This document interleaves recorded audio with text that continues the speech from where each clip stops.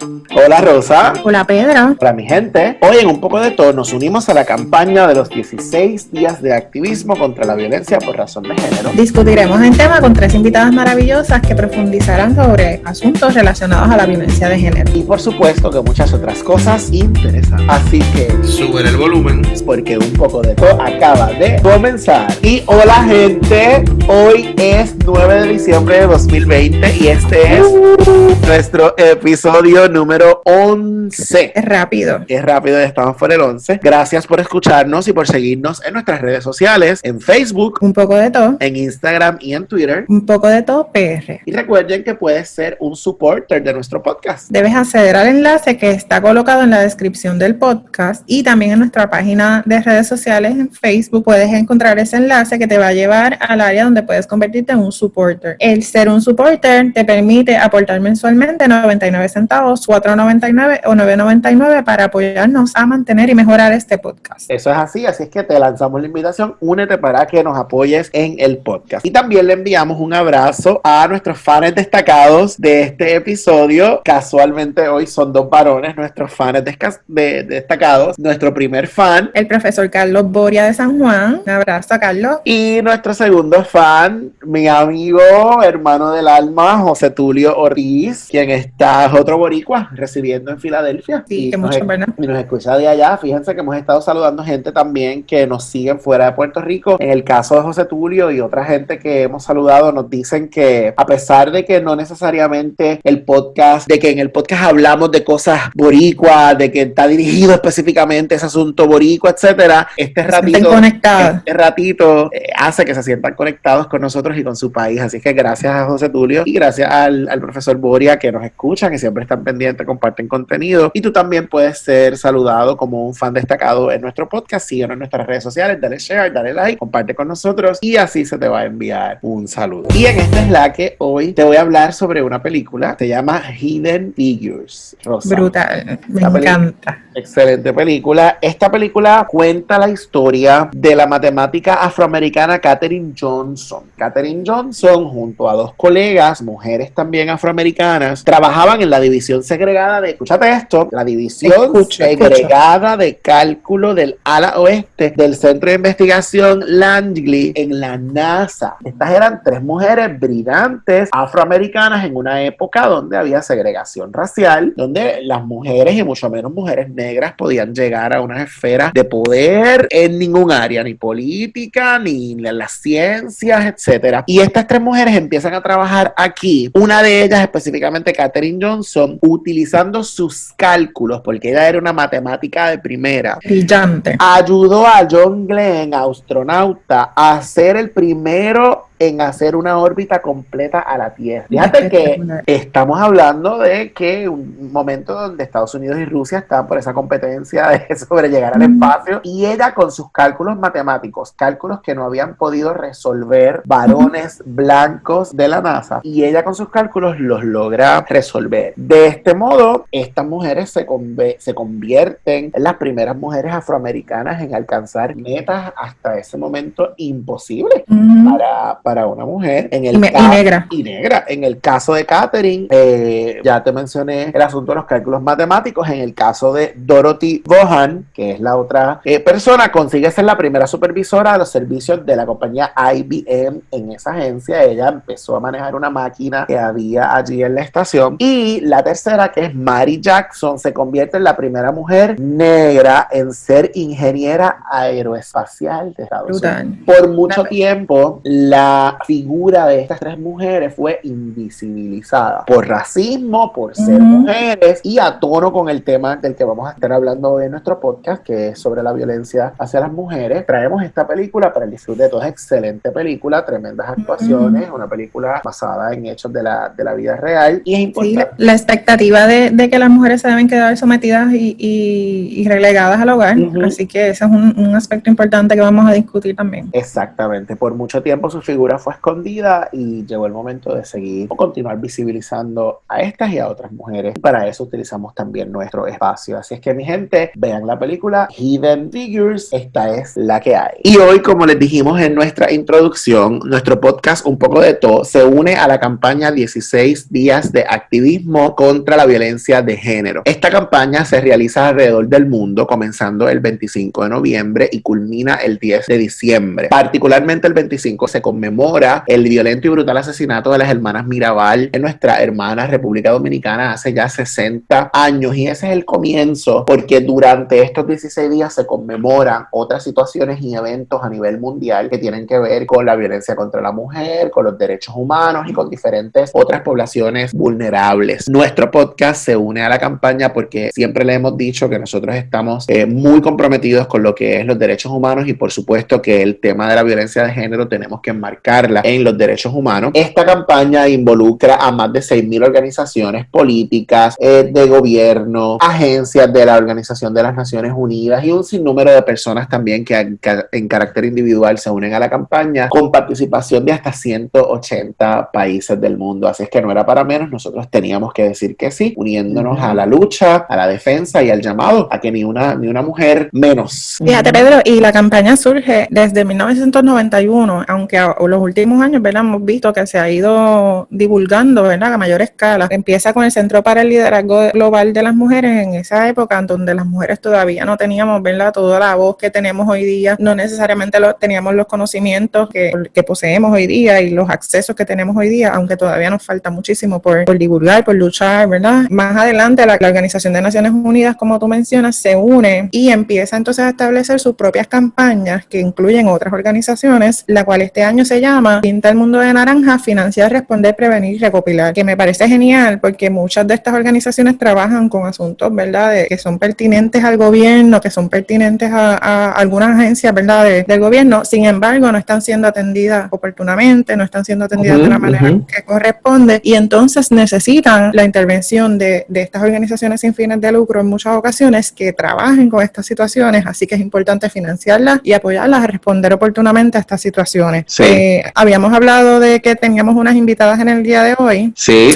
Vamos a estar discutiendo esto con nuestras invitadas. Y antes de presentarlas, que ellas ya están por aquí, quiero dejarles saber que la Comisión Permanente para la Defensa de los Derechos Humanos del Colegio de Profesionales del Trabajo Social desarrolla todos los años una guía socioeducativa con actividades que se sugieren para cada uno de estos días. Y son actividades que tú, en tu organización, en tu familia, en tu escuela, en tu lugar, puedes llevar a cabo, en tu esquinita, puedes llevar a cabo cada uno de estos días. Análisis de películas, poemas, música, actividades de juego. Son diversas actividades que tú puedes llevar a cabo uniéndote a esta campaña. Vamos a compartir con ustedes en nuestras redes sociales esta guía para que todo el mundo la tenga. Sabemos que hoy ya es 9 de diciembre de 2007. La campaña acaba, como quien dice, mañana, pero todo el año puedes hacer las actividades porque el tema siempre es pertinente trabajarlo, tocarlo con nuestra gente. Y vamos entonces a presentar a nuestras invitadas de hoy. Con nosotros se encuentra la profesora Delsa Cantos Ruiz. Delsa Cantos es trabajadora social, ella posee un bachillerato y una maestría en trabajo social, tiene vasta experiencia en lo que son los asuntos de las mujeres. Delsa trabajó en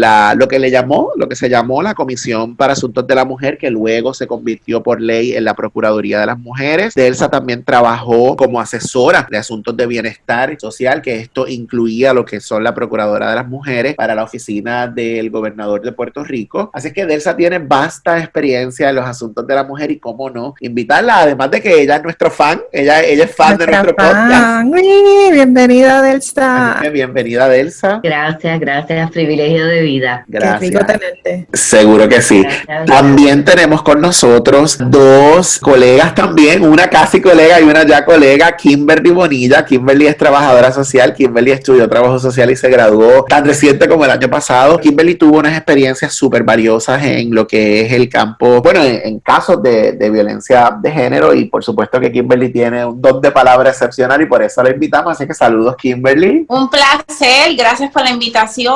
Qué rico que viniste, Kimberly. A ti, gracias por decirnos que sí. Y tenemos también a Sachari Álamo. Sachari es estudiante de práctica de su bachillerato en trabajo social, y Sachari hace práctica en la Oficina de Asuntos de la Mujer en el municipio de Gurabo. Así que Sachari también se ha estado preparando preparando en este campo para trabajar con mujeres, así es que bienvenida. Y gracias a ustedes y gracias por invitarme por este espacio, estoy súper agradecida.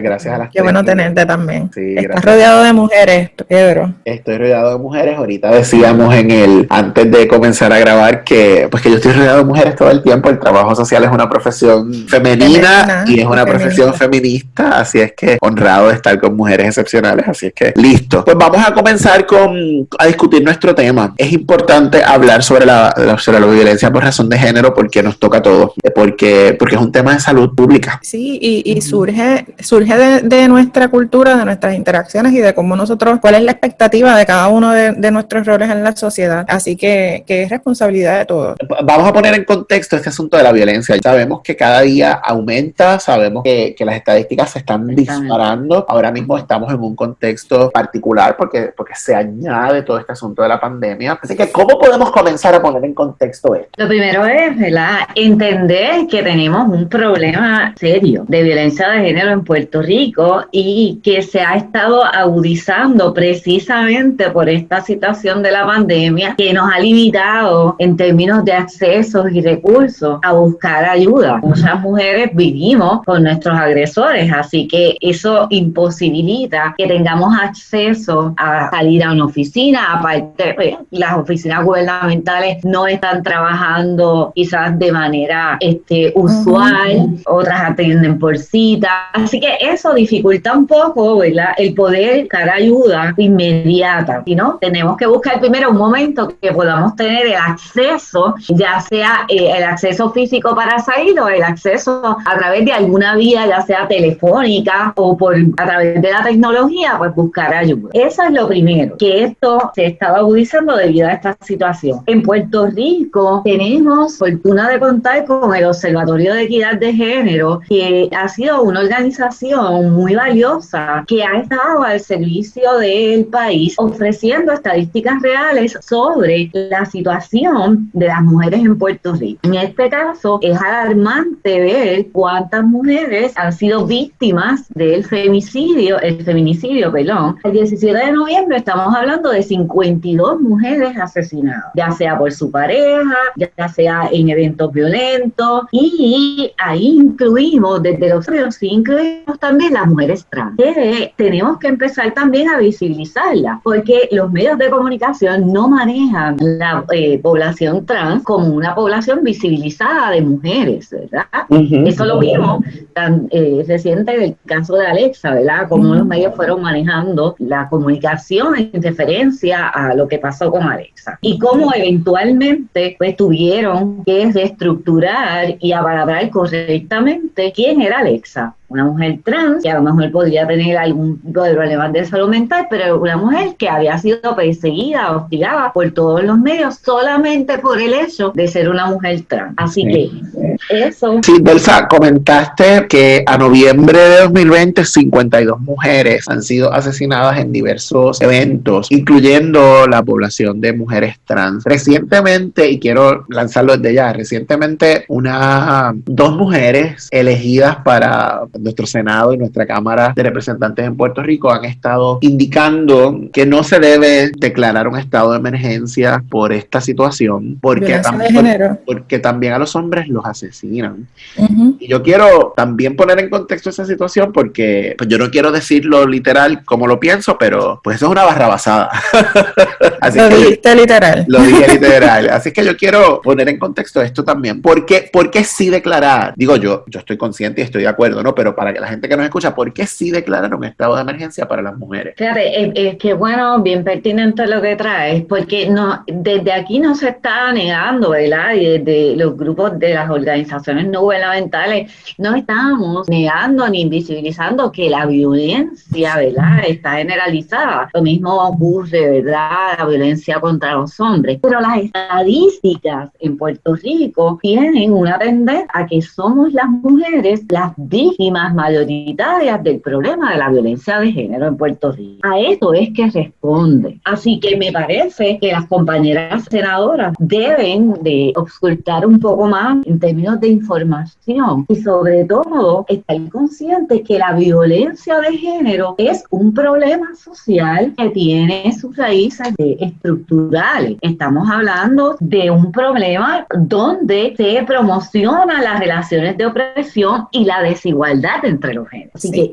esto, partiendo de ahí, pues lo hace un problema todavía, ¿verdad?, más relacionado con las mujeres. Porque históricamente las mujeres siempre hemos sido vistas como el sexo débil. Históricamente las mujeres hemos estado circunscritas a la vida privada. Históricamente las mujeres, y todo es por el hecho de ser mujeres, tenemos unos estereotipos, gracias Rosa, creados y que responden a nuestro género. Y de nosotras no cumplir con esos estereotipos, pues entonces se nos puede castigar, se nos puede marginar, se nos puede golpear, se nos puede torturar. ¿Por qué? Porque no cumplimos con esas expectativas sociales. Así que es importante, ¿verdad?, empezar por entender la violencia de género desde sus raíces, que está cimentada dentro de lo que es nuestra sociedad patriarcal. Delsa, por ejemplo, quería ver si podemos discutir el cambio que ha habido en cómo antes se llamaba violencia doméstica y de pronto ha ido evolucionando el concepto y ahora es violencia de género. Si puedes abundar un poquito sobre eso. Anteriormente, obviamente, lo que trae el compañero Pedro es bien importante. Cuando se declara el Día de No Más Violencia Doméstica por las Naciones Unidas a raíz del asesinato de las hermanas Mirabal en República Dominicana a manos del presidente en aquel momento, Leonidas Trujillo. A partir de ahí se dice que la violencia doméstica, ¿verdad?, está circunscrita al ámbito doméstico, al ámbito privado. No hablamos doméstico, ¿verdad?, nos referimos al ámbito privado. Eventualmente, con el paso de los años, sí hemos estado adelantando a medida que nos hemos ido educando en el proceso, hemos visto que esa violencia no se circunscribe solamente al ámbito privado, también se da en el ámbito público, de distintas formas. Y nosotros en Puerto Rico, por ejemplo, ¿cómo se ve? Pues, cuando vamos a una vista, cuando se va a confirmar una mujer en el Senado, en ocasiones se le pregunta a esa mujer sobre su vida privada, versus a los hombres que se le pregunta por su trayectoria profesional. Por supuesto, incluso hasta la manera que se visten. Exacto. Se peinan, si se arreglan. Y cómo nosotras estamos insertadas en esto, porque nosotras también tenemos, ¿verdad?, que proyectar lo que está estereotipado. Las mujeres tenemos que proyectarnos, ¿verdad?, femeninas, arregladas, porque eso es parte de lo que es ser mujer y significa ser mujer dentro de estos constructos sociales. Así que es bien importante, ¿verdad?, cómo en el camino vamos evolucionando y cómo también se van a ir incorporando, ¿verdad?, otros tipos de violencia hacia también otras poblaciones. Por ejemplo, que vamos viendo cómo en estos momentos podemos visibilizar de alguna manera la comunidad trans, que en 1989, cuando se crea la ley 54, no se hablaba de la comunidad trans. Sí, en el 1989, 1990, esas mujeres y esos hombres poderosos que se dieron cita para crear la ley 54, porque por ahí dice que fueron las feministas, no, fueron hombres y mujeres responsables, hombres y mujeres conocedores de los derechos humanos, que vieron la importancia de la atención urgente a una situación de violencia que se estaba dando en el seno de la ley. Pero posteriormente vemos cómo eso va cambiando y se va dando en otros espacios. Inclusive cuando hablamos de la violencia de género tenemos que incluir las parejas del mismo sexo. ¿Por qué? Porque la violencia que se da entre dos personas del mismo sexo que tienen una relación de pareja no es distinta a la violencia que se da en una relación relación de pareja heterosexual. Sí, definitivamente. Delsa, mencionaste un punto súper importante y es el asunto de los derechos humanos. ¿Por qué es importante trabajar o dialogar sobre este tema desde la perspectiva de los derechos humanos particularmente? Pues que realmente la violencia de género es un problema de derechos humanos. Hablamos de que dentro de la violencia de género se atenta contra la vida, se atenta contra la libertad. Hablamos de que todos nacemos libres, pero sin embargo cuando estamos dentro de una relación de pareja no estamos libres, estamos sujetos a lo que nos dice nuestra pareja. Así que ese derecho a la vida, el derecho a no ser esclavizado, el derecho a no tortura, todos esos están contenidos, son derechos que están dentro de nuestra Carta de Derechos. Sin embargo, cuando vemos cómo se dan las relaciones de poder y desigualdad dentro de lo que significa la violencia de género, vemos cómo esta violación de derechos se manifiesta en las relaciones de pareja. Así que es por ello que es importante que entendamos que la violencia doméstica, la violencia de género, no es un problema privado entre una pareja, es un problema social y es un problema de salud pública que requiere una atención de emergencia. Y todos los seres humanos nos merecemos vivir en paz, así que definitivamente yo pienso que eso debe ser algo que nos debe guiar a la hora de atender este tipo de situaciones. Este ser humano ya no tiene paz, no tiene seguridad, que son elementos esenciales, ¿verdad?, para un ser humano y hay que garantizárselo de alguna manera. Y sobre todo, desde aquí, desde el trabajo social, nosotros tenemos un rol como parte de la solución del problema, porque no solamente estamos insertados en el aportar a capacitar a esa persona en su proceso de recuperación, sino también que nosotros luchamos por la justicia social, por la dignidad del ser humano. Así que es una responsabilidad grande la que tenemos desde la óptica del trabajo social para seguir promulgando los derechos humanos y sobre todo concienciando sobre esta problemática de la violencia de género que ha ido creciendo. Quiero incluir en la conversación a Kimberly, y Kimberly ha estado asintiendo lo que ha estado diciendo Elsa. Cuéntanos, ¿cómo te preparó el trabajo social para trabajar con este tema? Pues la realidad del caso es que más allá de todas los mecanismos que podamos tener como trabajadores sociales de literatura, que son muy importantes y nos dan el peso para poder dar nuestro servicio, claro está, nos enseña a que la violencia de género va más allá. Esto escala rangos. En el nivel de que cuando nosotros sabemos que la violencia de género atenta contra la vida, la dignidad de un ser humano, eso tenemos que levantar bandera. Y yo creo que esa educación va más allá porque también trabaja de nosotros como seres humanos. A veces cuando nosotros comenzamos a estudiar trabajo social, pues no estamos realmente claros en qué es este tema porque abunda. Y el trabajo social, por lo menos a base de mi experiencia, me ayudó como profesional, pero también me ayudó a capacitarme en el aspecto de que estamos trabajando con seres humanos y seres humanos que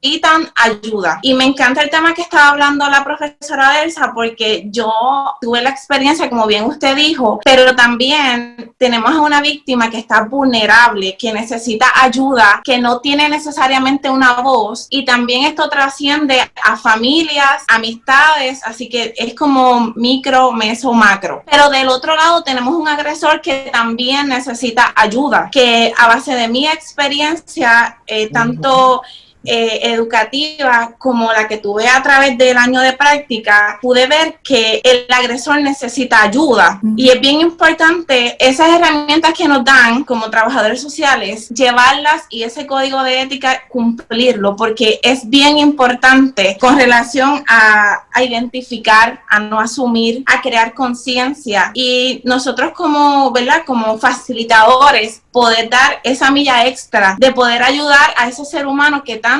necesita la ayuda. Sí, y en efecto, yo pienso que eso que estás diciendo, Kimberly, tiene que ver mucho con la sensibilidad que se crea en el trabajador social en formación para que pueda identificar las mejores maneras para trabajar, ¿verdad?, con todas las partes. Como bien mencionas, el agresor también es una víctima, pero es una víctima de otro tipo de sistema, ¿verdad?, del patriarcado, de los roles impuestos culturalmente que le dicen que tiene que ser proveedor, violento, fuerte, sostener la familia, todas esas cosas, ¿verdad? Y al final redundan en un ejercicio de violencia sobre la víctima. Así que definitivamente, ¿has tenido la oportunidad de trabajar con casos de violencia sin identificar, obviamente, ¿verdad?, a la víctima? Algo que puedas mencionar acerca de tu trabajo, de cómo eso, ¿verdad?, lo pudiste ver o lo pudiste trabajar. Sí, tuve la oportunidad de trabajar alrededor de varios meses. Me enseñó a no asumir ante ninguna posición. Me enseñó a crear conciencia y a su vez a ser una persona que ahora yo necesito alzar mi voz y comenzar a luchar con política social, con cabildeo, con lucha, porque realmente no podemos permitir que nuestra sociedad normalice lo que está pasando hoy día. Por eso, como bien dijo el profe Pedro y la profesora Delsa, este llamado al estado de emergencia, yo pienso que tiene que ser right now, tiene que ser ya, porque no podemos esperar a que esto siga ocurriendo y que nuestros niños vean que esto es algo normal, cuando la realidad es que esto es algo aberrante, es algo que es imperdonable. Así que a base de mi experiencia, como bien dije, tuve muchos aciertos y muchos desaciertos, así que también me enseñó a crear conciencia y a su vez también hacer una retrospección de cómo yo poder lidiar con algo que me pueda chocar en mis valores. Así que fue interesante porque cuando trabajas directamente con un agresor y una víctima, empiezan a chocar lo que son los valores. Y cuando empiezan a chocar, ahí es que uno dice, espérate, no. Nosotros tenemos una educación, pero más allá creamos la conciencia de nosotros saber realmente de que esto no puede seguir continuando y que ambos necesitan ayuda. Qué bueno que mencionas los valores, Kimberly. Definitivamente es un aspecto bien importante que los profesionales que trabajamos con gente, simplemente, no solo con la violencia de género, ¿verdad? Dejemos nuestros valores a un lado y trabajemos con el asunto de manera, ¿verdad?, lo más neutral y justa posible. Y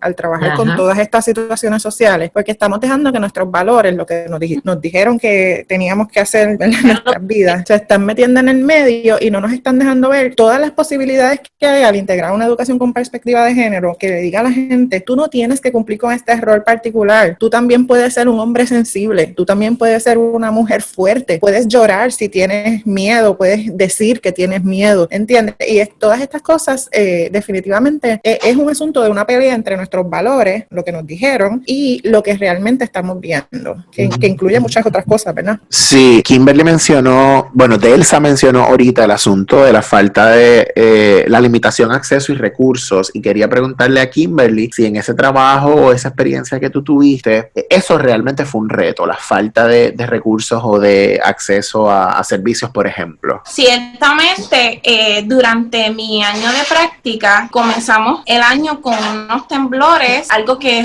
trastocó nuestro diario vivir, y corrido comenzamos con una pandemia donde estábamos inexpertos al bregar con esta situación. Eso agudizó la manera de poder conseguir recursos para los participantes. Más allá de necesitarlos, realmente eso impidió el acceso rápido que en algún momento se requirió la participante. Así que ciertamente sí, a base de mi experiencia, tuve problemas con relación a cuán efectivo se hacen los recursos por X o Y razón. Se trabajó de múltiples maneras a través de cartas, teléfono y visitas personales, cuando en aquel momento sí se podía hacer, pero ciertamente el recurso se limitó, ya sea por cuestiones de documentos, de información, pero sí hubo un tiempo en que fue un poco difícil, pero con autogestión comunitaria también se pudo ayudar y colaborar a saciar la necesidad que en aquel momento requería la participante. Así que eso fue otra herramienta que pude utilizar. Incluir entonces a la comunidad, ¿verdad?, como un recurso principal. A veces pensamos que, como dijo Delsa ahorita, el asunto de la violencia es un asunto doméstico, pero nos toca a todos. Así que si incluimos a esa comunidad también en el proceso, la educamos y la utilizamos para bienestar de esa mujer en este caso, pues los resultados se pueden lograr. Rosa, ibas a... Pedro,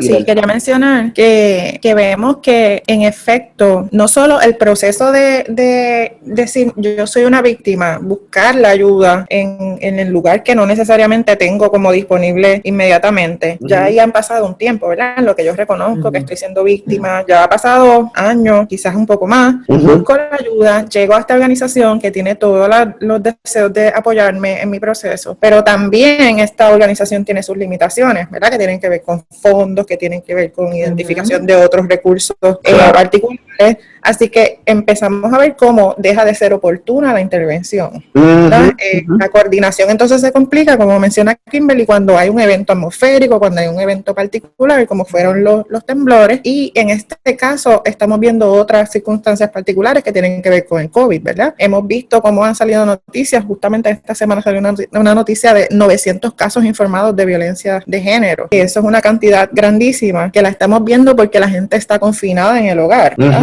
No tienen necesariamente la oportunidad de descargar, de salir, de liberarse un poco del asunto de la agresión, así que se ven prácticamente forzadas a denunciar. Así que, ¿cuántos de estos casos no se atienden de manera oportuna porque no pueden llegar al lugar, como mencionaba Delsa, porque no hay una coordinación apropiada, porque a lo mejor los recursos no están disponibles inmediatamente? Así que seguimos retrasando el proceso y eso se convierte en mucho más riesgo a la seguridad de la vida de esa víctima.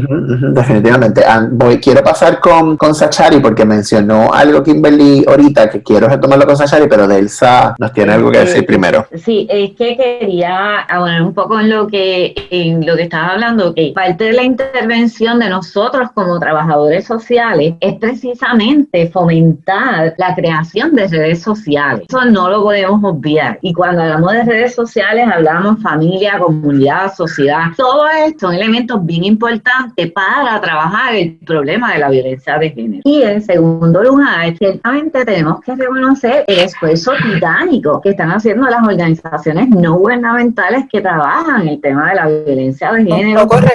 Con pocos recursos, cómo han tenido que reinventarse para que las víctimas sobrevivientes de la violencia de género de alguna manera tengan acceso a algún tipo de recursos. Claro. Y justamente hablando de esto, Sachari Álamos, que actualmente está haciendo su práctica en la Oficina de Asuntos para la Mujer del municipio de Gurabo. ¿Cuál ha sido el reto, Sachari, que tú has encontrado ahí en términos de los servicios para las mujeres? Bueno, yo encuentro que el mayor reto ha sido buscarles algún tipo de alojamiento a las víctimas, porque actualmente con lo de la pandemia del COVID-19 ha sido bien retante ubicar a las víctimas de violencia de género en un albergue.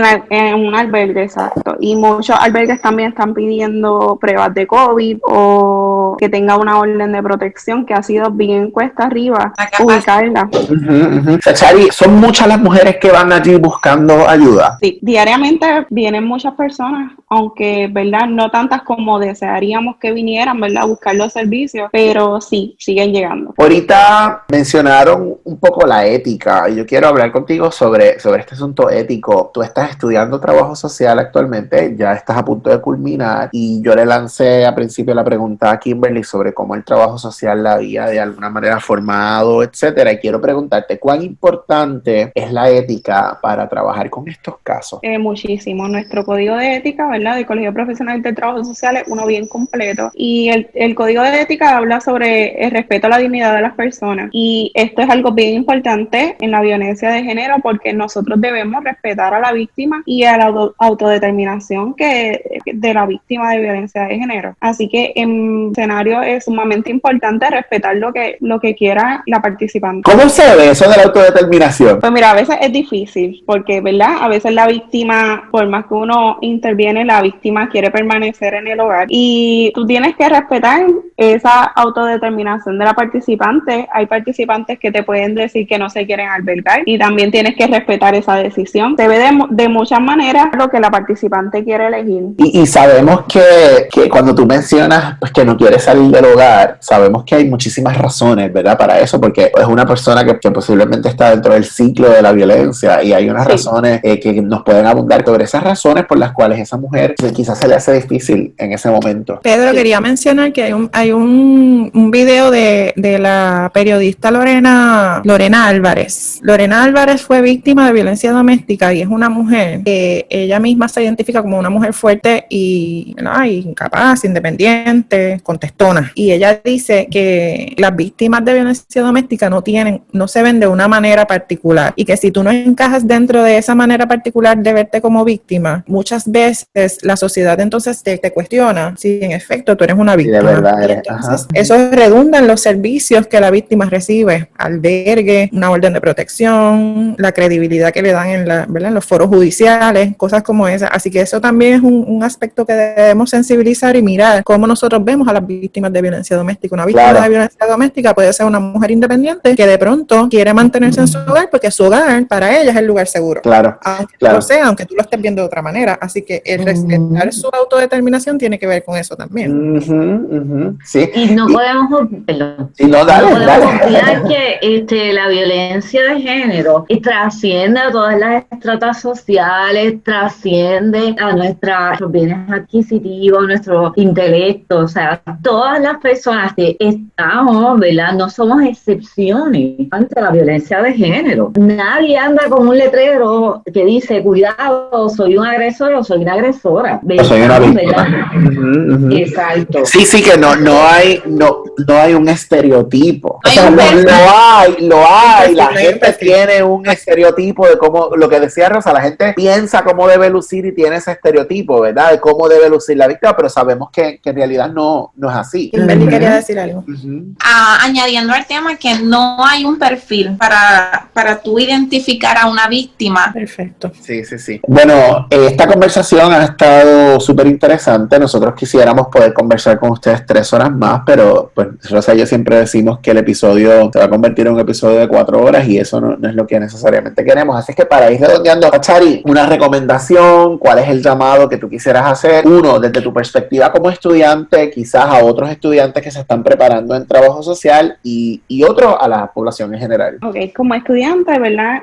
Quisiera destacar que aprendan, que se informen mucho. La violencia de género tiene mucha información, es extensa, así que lo mejor que estemos preparados, pues se nos va a hacer más sencillo trabajar con violencia de género. Y a la comunidad, a la población en general, ¿verdad? Que denuncien la violencia de género, que participen de estas actividades, porque es sumamente importante visibilizar lo que es la violencia de género y hacer nuestro esfuerzo para erradicarla. Genial, me parece genial, sobre todo el llamado a prepararnos, a continuar estudiando el tema, porque no es tan sencillo como leer. No sabemos todo. No sabemos todo, exacto. Kimberly. Pues mi recomendación va dirigido a no necesariamente la víctima, sino a todas esas personas que están alrededor, que saben lo que está ocurriendo. Violencia no es golpe, violencia abarca sexual, un ámbito emocional, físico. Mi recomendación es a que podamos comenzar a identificar, alzar esa voz, que podamos comenzar a dar alerta tanto a la víctima y poderla ayudar a identificar que el problema en que está tiene una solución, que hay herramientas y que todo va a estar bien. No podemos asumir, tenemos que ser perseverantes en esta situación, tenemos que crear conciencia y sobre todo llevar esta voz de que no podemos permitir que esto ocurra y que si tú, mujer, o tú, persona que estás pasando por este problema, tienes la posibilidad de salir de donde estás. Todos los problemas tienen solución y que te vamos a esperar con los brazos abiertos para que este problema sea resuelto. Sí, yo quería añadir que justamente ahorita lo mencionó, ahora lo trae Kimberly, ahorita lo mencionó Delsa, que familias y los recursos, ¿verdad?, de apoyo de las mujeres son importantísimos porque son quienes pueden sostener a la víctima. Y hay mucha gente que de pronto, no, que ella quiere estar ahí, no, que ella quiere regresar con él, que ella le gusta lo que le está pasando. Eso no es real, nadie quiere ser maltratada, nadie quiere estar en una relación donde tú no eres valorada, nadie quiere estar en una relación donde te viola tu pareja porque tú no deseas tener relaciones y tu pareja te fuerza a tener relaciones. Así que es importante que escuches con el corazón, que le des la oportunidad a la víctima de expresarse, que seas sensible a su dolor y que estés dispuesta disponible todas las veces que sea necesario, porque sabemos que las víctimas regresan a sus hogares aunque estén en una relación de maltrato. Eso no quiero decir que es natural, pero ocurre, es lo que ocurre. Todas las veces las víctimas regresan, son bien pocas las víctimas que se van de la primera, así que está disponible las veces que sea necesario. Y bueno, Delsa, vamos a cerrar contigo. ¿Cuál es el llamado y desde tu punto de vista a los profesionales, ya esos profesionales que están en la calle trabajando? ¿Cuál sería tu recomendación? Bueno, lo primero es que la violencia de género requiere un análisis, ¿verdad? Y un entendimiento dentro de nuestro contexto social. Así que dentro de ese contexto social es importantísimo considerar elementos como la opresión, los derechos humanos, la justicia social y la construcción del género. Así que partiendo de ahí, mi exhortación y mi bandera, ¿verdad? Es un llamado, como bien mencionaba Rosa en una de sus intervenciones, a esa educación con perspectiva de género, a esa educación que nos ayude a formar conocimientos basados en la equidad, no en la igualdad, en la equidad, donde sí, ciertamente vamos a promover valores de respeto a la diversidad, porque de eso se trata la perspectiva de género. No se trata de la sexualidad, se trata de fomentar valores de respeto a la diversidad. Excelente, me encanta esa exhortación. Me encanta. Bueno, gente, con esto hemos estado haciendo un llamado general hacia los derechos humanos, hacerlos valer, respetar al ser humano. Al fin y al cabo, ¿verdad? Mujeres, hombres, independientemente de las circunstancias que nos rodean, independientemente de nuestras preferencias, de nuestra orientación, de nuestro gusto, de todo lo demás, respetar a ese ser humano y, por supuesto, hacer valer esos derechos humanos. Bueno, mi gente, y con estas palabras y con este llamado de Delsa terminamos nuestro tema de hoy. Sé que antes de irnos ella quiere decir unas palabras. Cuéntanos, Delsa. Gracias por este privilegio de vida, por este espacio. Yo me siento bien orgullosa, bien afortunada de estar rodeada de gente tan hermosa. A nuestra colega Kimberly, a nuestra próxima colega Zacari, ¡qué orgullo! Estoy bien emocionada y tengo tanta esperanza. Ustedes son el futuro. Así que yo creo en ustedes. Gracias por aportar a nuestras vidas. Gracias porque nosotros también somos aprendices. Y Pedro, Rosa, este trabajo que están haciendo realmente vale la pena. Es extraordinario. Gracias un millón. Gracias un millón. Si las chicas quieren también despedirse o hacer un comentario final, pues listo. Este es el momento. Por mi parte, gracias por la oportunidad. Me encantó la experiencia, es mi primera vez, así que espero que no sea la última. Gracias. Súper. Estrenamos. Sí, yo también quería agradecer por la oportunidad. Está llena de experiencias nuevas y me encantó, así que muchas gracias. Qué bueno. Gracias por su disposición. Y antes de despedirnos, Rosa, cuéntame, ¿quién es nuestra boricua en el mundo? Wow. Hoy vamos a hablarle un poquito de una boricua maravillosa, la doctora Raquel Delgado Valentín. A ella le encanta que la llamen Raquela de la Luna Delgado Valentín. Ella posee un grado doctoral en la Escuela Beatriz Lasalle, recientemente, ¿verdad? Que logró recientemente adquirir el grado doctoral, así que la felicitamos por eso. Desde el 2001 se ha destacado como activista política feminista. Una de las cosas más maravillosas que yo he escuchado decir a la doctora Delgado Valentín es que el trabajo social es una profesión política que lleva a los trabajadores sociales a asumir unas posturas políticas y ser activistas respecto a los derechos de nuestros clientes, nuestros participantes. Seguro. Así que esa es una de las formas más maravillosas de inspirar que tiene la doctora Delgado Valentín. Ella es miembro fundadora de varias organizaciones comunitarias y políticas como la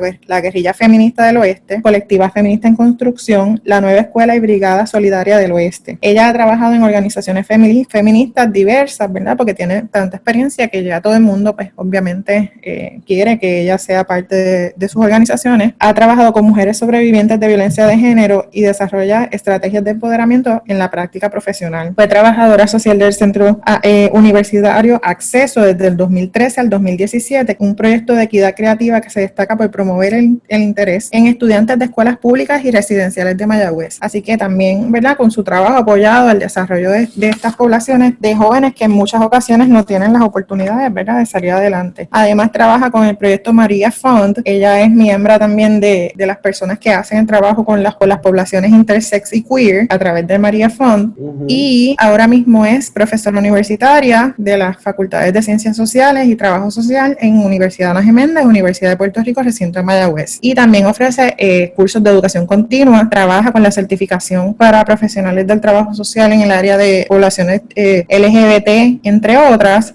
Así que ella, ¿verdad? Y le encanta estar en las protestas porque ella cree en la protesta como un medio para alcanzar la justicia social. Una herramienta política. Claro, admirable, definitivamente. Es un placer tenerla hoy como nuestra boricua en el mundo. La pueden conseguir por ahí en las diferentes organizaciones en las que se destaca, también, como les dijimos, en la certificación para atender poblaciones LGBT, entre otras cosas que ella está haciendo actualmente. Así es que ahí tenemos otra trabajadora social destacada y una boricua, tremenda boricua en el mundo. Sí mismo. Muy bien, gracias Rosa por hablarnos de la doctora Raquel Delgado, y con esto culminamos nuestro episodio de hoy, nuestro episodio 11. Hacemos el llamado a continuar educándonos sobre el tema de la violencia porque, como hemos dicho en varias ocasiones, nos toca a todos. Y esto ha sido todo por hoy. Gracias por escucharnos. Si te gusta nuestro contenido, recuerda que puedes darnos like y darnos share a nuestras redes sociales, en Facebook, Un poco de todo. en Twitter y en Instagram. Un poco de todo, PR. Ahí vas a encontrar información, fotos y muchas cosas más. Gracias a Tatiana Rivera, como siempre, por apoyarnos con el contenido de nuestros episodios. Ella siempre se Te vota. amamos.